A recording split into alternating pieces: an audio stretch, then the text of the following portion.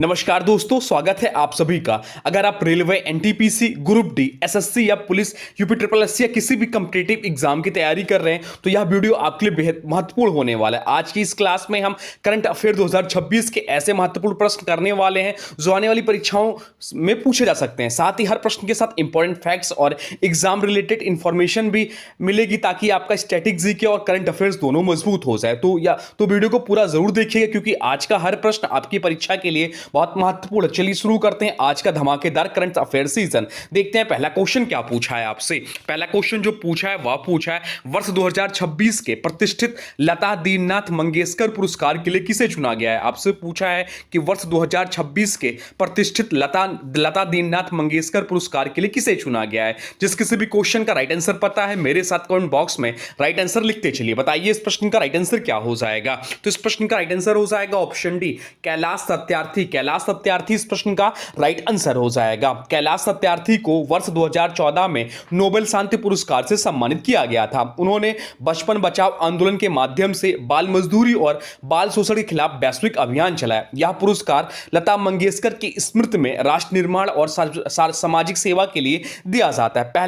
पहला लता दीननाथ मंगेशकर पुरस्कार यह भी इंपॉर्टेंट है, 2022 में नरेंद्र मोदी को प्रदान किया गया था। कैलाश सत्यार्थी की बात करें तो नोबेल शांति पुरस्कार विजेता रहे हैं। लता मंगेशकर की बात करें तो ईश्वर कोकिला कही जाती हैं। अब चलते हैं अगले प्रश्न की ओर। देखते हैं अगला प्रश्न क्या पूछा है आपसे। जो भी क्वेश्चन है इंपॉर्टेंट और सिलेक्टेड क्वेश्चन है, आपके आने वाले एग्जाम के लिए महत्वपूर्ण है। चलिए देखते हैं अगला प्रश्न क्या पूछा है आपसे। अगला प्रश्न पूछा आईसीसी पुरुष टी20 विश्व कप 2026 का खिताब किस टीम ने जीता है। आपसे पूछा है कि आईसीसी पुरुष टी20 विश्व कप 2026 का खिताब किस टीम ने जीता है। बताइए राइट आंसर क्या हो जाएगा। राइट आंसर कमेंट बॉक्स में लिख दीजिए। राइट आंसर हो जाएगा ऑप्शन ए, भारत। या इंपॉर्टेंट मार्क कर लीजिए प्रश्न को, भारत ने जीता है। भारत ने फाइनल मुकाबले में न्यूजीलैंड को हराकर खिताब अपने नाम किया। यह भारत का तीसरा आईसीसी पुरुष टी20 विश्व कप खिताब माना जा रहा है। इससे पहले भारत 2007 और 2024 में भी टी20 विश्व कप जीत चुका है। तो यह तीसरा विश्व कप है। टूर्नामेंट की मेजबानी भारत और श्रीलंका ने संयुक्त रूप से किया। पहला टी20 वर्ल्ड कप कब जीता, तो पहला टी20 वर्ल्ड कप जो जीता था 2007 में। इस समय जो कप्तान थे महेंद्र सिंह धोनी थे। आईसीसी की बात हुई तो आईसीसी का मुख्यालय का यह भी क्वेश्चन बनता है, तो आईसीसी का मुख्यालय दुबई में है। अब चलते हैं अगले प्रश्न की ओर। देखते हैं अगला प्रश्न क्या पूछा है आपसे। अगला प्रश्न पूछा अप्रैल 2026 में किस राज्य के शेखा झील पक्षी अभ्यारण्य को भारत का 99वां रामसर स्थल घोषित किया गया है।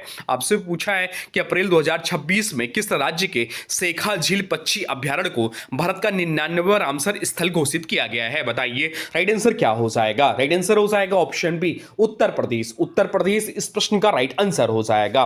शेखा झील अलीगढ़ जिले में स्थित एक महत्वपूर्ण आर्द्रभूमि क्षेत्र है। इसे अप्रैल 2026 में भारत का 99वां रामसर स्थल घोषित किया गया। रामसर कन्वेंशन का उद्देश्य वेटलैंड्स और प्रवासी पक्षियों का संरक्षण करता है। उत्तर प्रदेश अब भारत में सबसे अधिक रामसर स्थलों वाले राज्यों में शामिल हो गया है।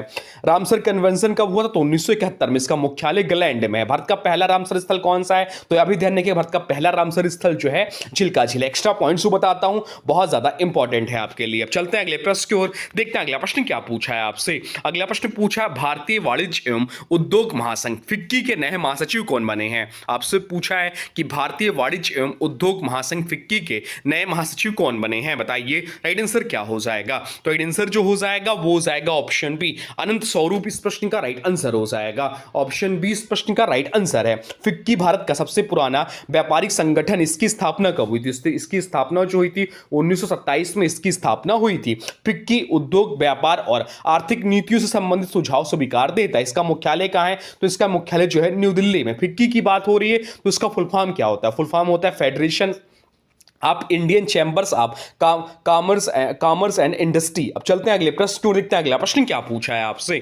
अगला प्रश्न जो पूछा है वह पूछा है 77वें गणतंत्र दिवस 2026 के अवसर पर मुख्य अतिथि कौन रहे। आपसे पूछा कि 77वें गणतंत्र दिवस 2026 के अवसर पर मुख्य अतिथि कौन रहे। बताइए राइट आंसर क्या हो जाएगा। राइट आंसर कमेंट बॉक्स में लिख दीजिए। तो इस प्रश्न का जो राइट आंसर हो जाएगा वो हो जाएगा ऑप्शन सी। ऑप्शन सी इस प्रश्न का राइट आंसर हो जाएगा। उर्सुला वान डेर लियन और एंटोनियो कोस्टा गणतंत्र दिवस परेड कर्तव्य पथ पर आयोजित की जाती है। कहां पर? तो कर्तव्य पथ पर आयोजित की जाती है। उर्सुला वान डेर लेयन यूरोपीय आयोग की अध्यक्ष हैं और एंटोनियो कोस्टा यूरोपीय परिषद के अध्यक्ष हैं। भारत हर वर्ष किसी विशेष विदेशी नेता को गणतंत्र दिवस पर मुख्य अतिथि के रूप में आमंत्रित करता है। भारतीय संविधान 26 जनवरी 1950 को लागू हुआ। 26 जनवरी को गणतंत्र दिवस मनाया जाता है। कर्तव्य पथ का पुराना नाम राजपथ था, यह भी ध्यान रखिएगा। चलते हैं अगले प्रश्न की ओर, देखते हैं अगला प्रश्न क्या पूछा है आपसे। अगला प्रश्न पूछा ऑस्ट्रेलियन ओपन 2026 में महिला एकल का खिताब किसने जीता है? आपसे पूछा है कि ऑस्ट्रेलियन ओपन 2026 में महिला एकल का खिताब किसने जीता है? बताइए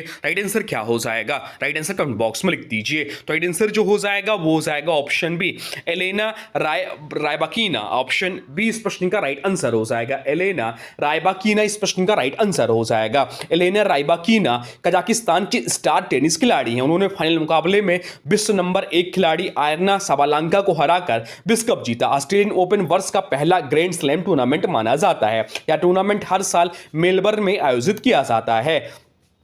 अब चलते हैं अगले प्रश्न क्यों, देखते हैं अगला प्रश्न क्या पूछा। ऑस्ट्रेलियन ओपन ध्यान रखिएगा, ऑस्ट्रेलियन ओपन जो है हार्ड कोर्ट पर खेला जाता है, यह भी ध्यान रखिएगा। और सबसे पुराना जो ग्रैंड स्लैम होता है वो विंबलडन ओपन है। अब चलते हैं अगले प्रश्न की ओर, देखते हैं अगला प्रश्न क्या पूछा है आपसे। अगला प्रश्न जो है इंपॉर्टेंट मार्क कर लीजिए, बहुत ज्यादा महत्वपूर्ण है आपके आने वाले एग्जाम के लिए। आपसे पूछा है कि जनगणना 2027 के लिए केंद्रीय गृह मंत्रालय द्वारा किसे राष्ट्रीय ब्रांड एम्बेसडर नियुक्त किया गया है? आपसे पूछा है कि जनगणना 2027 के लिए केंद्रीय गृह मंत्रालय द्वारा किसे राष्ट्रीय ब्रांड एम्बेसडर नियुक्त किया गया है? बताइए राइट आंसर इस प्रश्न का क्या है। तो राइट आंसर जो हो जाएगा वो हो जाएगा ऑप्शन ए, सुदर्शन पटनायक इस प्रश्न का राइट आंसर हो जाएगा। ऑप्शन ए इस प्रश्न का राइट आंसर हो जाएगा। सुदर्शन पटनायक विश्व प्रसिद्ध रेत कलाकार हैं। 2027 की जनगणना भारत की पहली डिजिटल जनगणना होगी। इस अभियान का उद्देश्य तकनीकी के माध्यम से जनगणना को अधिक पारदर्शी और तेज बनाना है।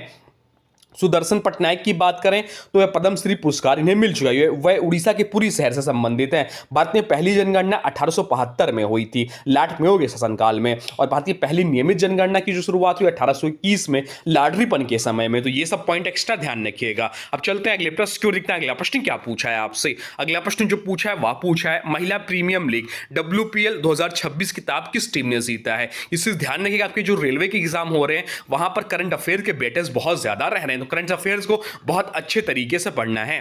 बताइए इस प्रश्न का राइट आंसर क्या हो जाएगा। राइट आंसर हो जाएगा option C, Royal Challengers Bengaluru RCB ने जीता।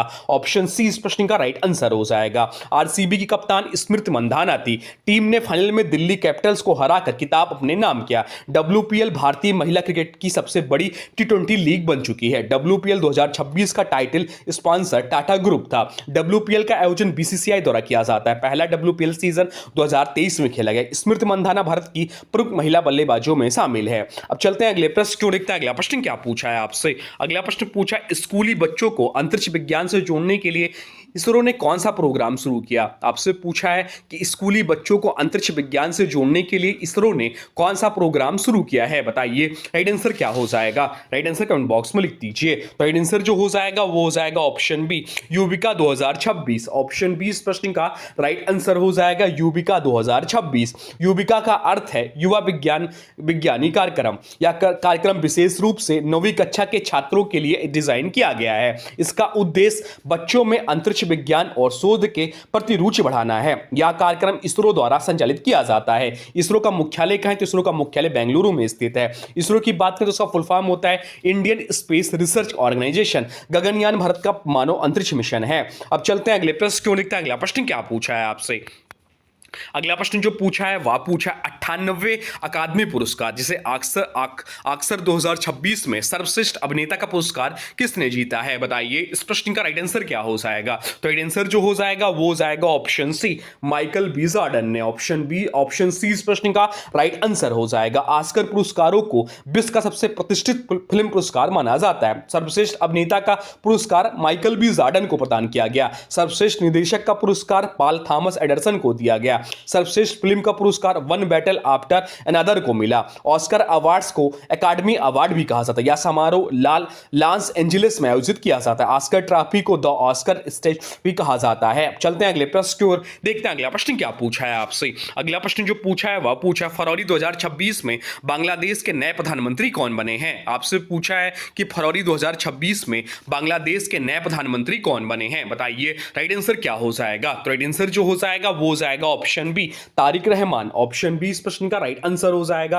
तारिक रहमान इस प्रश्न का राइट आंसर हो जाएगा। तारिक रहमान फरवरी 2026 में बांग्लादेश से 11वें प्रधानमंत्री बने। बांग्लादेश की राजधानी की बात करें तो बांग्लादेश की राजधानी ढाका है तथा इसकी मुद्रा टका है। भारत और बांग्लादेश के बीच विश्व की 5वीं सबसे लंबी भूमि सीमा साझा कर होती है। बांग्लादेश 1971 में पाकिस्तान से अलग होकर स्वतंत्र राष्ट्र बना। बांग्लादेश के राष्ट्रपिता कौन है, तो बांग्लादेश के राष्ट्रपिता शेख मुजीबुर रहमान है। भारत बांग्लादेश की सीमा जो है लगभग 4096 किलोमीटर है। भारत का सबसे लंबा अंतरराष्ट्रीय सीमा संबंध बांग्लादेश से है। तो ये सब पॉइंट ध्यान रखिएगा। अब चलते हैं अगले प्रश्न की ओर, देखते हैं अगला प्रश्न क्या पूछा है। वह पूछा है भारत के 94वें उत्तर पूर्व क्षेत्र के पहले ग्रैंड मास्टर कौन बने। आपसे पूछा कि भारत के 94वें और उत्तर पूर्व क्षेत्र के से पहले ग्रैंड मास्टर कौन बने हैं, बताइए। यह प्रश्न बहुत ज्यादा इंपॉर्टेंट है, बताइए क्या होगा। तो राइट आंसर जो हो जाएगा वो हो जाएगा ऑप्शन डी, मयंक चक्रवर्ती इस प्रश्न का राइट आंसर हो जाएगा। मयंक चक्रवर्ती भारत के 94वें ग्रैंड मास्टर बने। वह उत्तर पूर्व भारत के पहले खिलाड़ी हैं जिन्होंने ग्रैंड मास्टर का प्रतिष्ठित खिताब हासिल किया।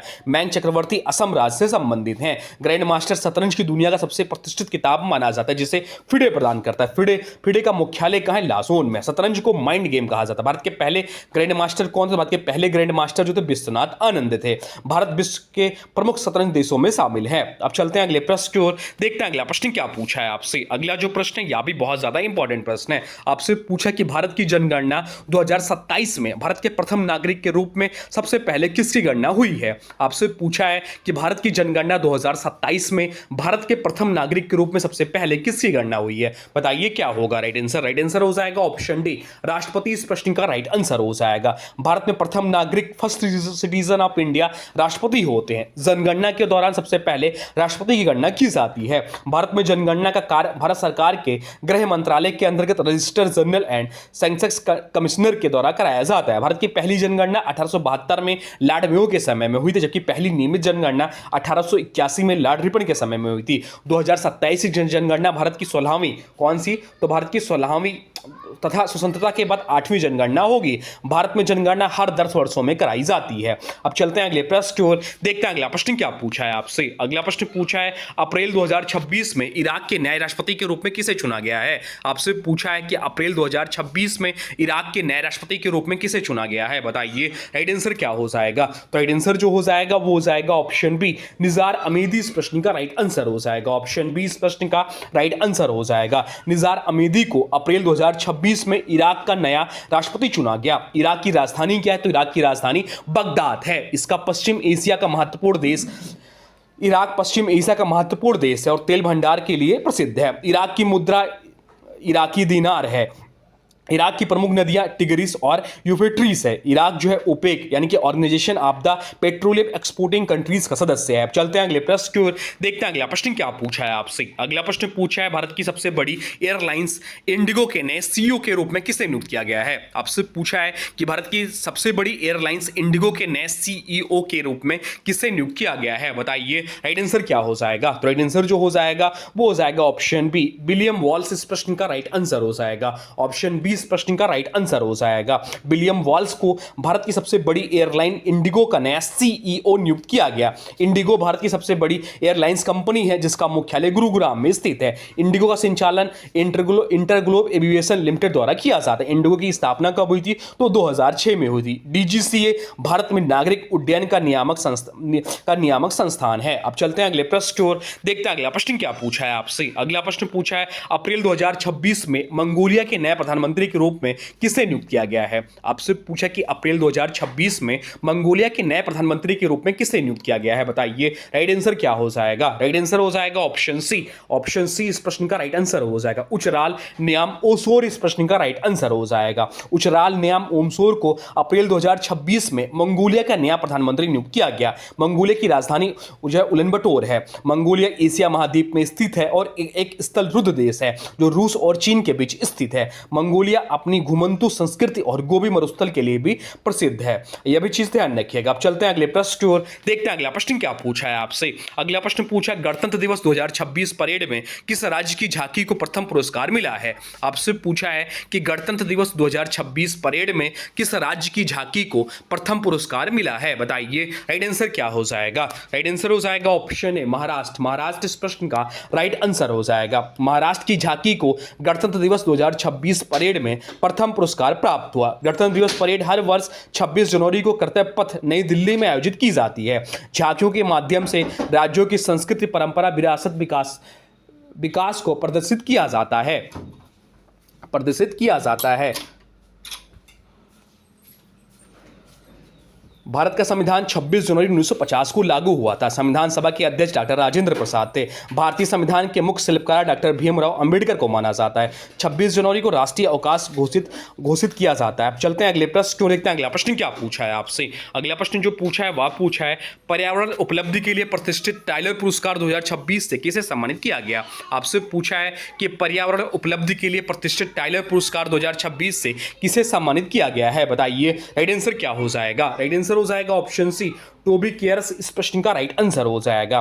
Tyler prize for environmental achievement पर्यावरण क्षेत्र का एक प्रतिष्ठित अंतर्राष्ट्रीय पुरस्कार माना जाता है। वर्ष 2026 में यह सम्मान पर्यावरण संरक्षण और जलवायु परिवर्तन पर कार्य के लिए टोबी केयर्स को प्रदान किया जाए। इस पुरस्कार को अक्सर एनवायरमेंट का नोबेल प्राइज भी कहा जाता है। इस पुरस्कार को यह पुरस्कार पर्यावरण विज्ञान, ऊर्जा पारिस्थितिकी और संरक्षण के क्षेत्र में उत्कृष्ट योगदान के लिए दिया जाता है। विश्व पर्यावरण दिवस हर वर्ष 5 जून को मनाया जाता है, यह भी ध्यान रखिएगा। अब चलते हैं अगले प्रश्न को, देखते हैं अगला प्रश्न क्या पूछा है आपसे। अगला प्रश्न पूछा, किस एथलीट ने प्रतिष्ठित लॉरियंस वर्ल्ड स्पोर्ट्स अवार्ड 2026 में sports women of the year का पुरस्कार जीता है? मोस्ट इंपॉर्टेंट क्वेश्चन है, बहुत ज्यादा एक क्वेश्चन जो है प्रतिष्ठित लॉरियंस वर्ल्ड स्पोर्ट्स अवार्ड से पूछता है। बताइए इस प्रश्न का राइट आंसर क्या हो जाएगा। तो इस प्रश्न का जो राइट आंसर हो जाएगा वो हो जाएगा आर्यन सबालेंका। इस प्रश्न का राइट आंसर हो जाएगा ऑप्शन सी, इस प्रश्न का राइट आंसर है। लॉरियंस वर्ल्ड स्पोर्ट्स अवार्ड 2026 में sports women of the year का पुरस्कार बेलारूस की टेनिस स्टार आरेना सबालेंका ने जीता। यह पुरस्कार खेल जगत के सबसे प्रतिष्ठित अंतर्राष्ट्रीय पुरस्कारों में गिना जाता है। आरेना सबालेंका महिला टेनिस में अपनी आक्रामक खेल शैली के लिए प्रसिद्ध हैं। इस पुरस्कार समारोह में sports man of the year का पुरस्कार कार्लोस अल्कराज को मिला। किन्हें मिला? तो कार्लोस अल्कराज को मिला स्पोर्ट्समैन ऑफ द ईयर का पुरस्कार। लॉरियंस वर्ल्ड स्पोर्ट्स अवार्ड की शुरुआत 2000 में हुई थी। इसे स्पोर्ट्स ऑस्कर भी कहा जाता है। अब चलते हैं अगले प्रश्न को, देखते हैं अगला प्रश्न क्या पूछा है आपसे। अगला प्रश्न पूछा, वर्ष 2026 के लिए 60वें ज्ञानपीठ पुरस्कार से किसे सम्मानित किया जाएगा? आपसे पूछा कि वर्ष 2025 के लिए 60वें ज्ञानपीठ पुरस्कार के अनुसार 60वें ज्ञानपीठ पुरस्कार से किसे सम्मानित किया जाएगा? बताइए राइट आंसर क्या हो जाएगा। राइट आंसर हो जाएगा ऑप्शन सी, आर बेरामुथु इस प्रश्न का राइट आंसर है। वर्ष 2025 के लिए 60वां ज्ञानपीठ पुरस्कार प्रसिद्ध तमिल कवि एवं गीतकार आर बेरामथु को प्रदान किया जाएगा। ज्ञानपीठ पुरस्कार भारत का सर्वोच्च साहित्यिक सम्मान माना जाता है। यह पुरस्कार भारतीय संविधान की 8वीं अनुसूची में शामिल भाषाओं के साहित्यकारों को दिया जाता है। इस पुरस्कार की स्थापना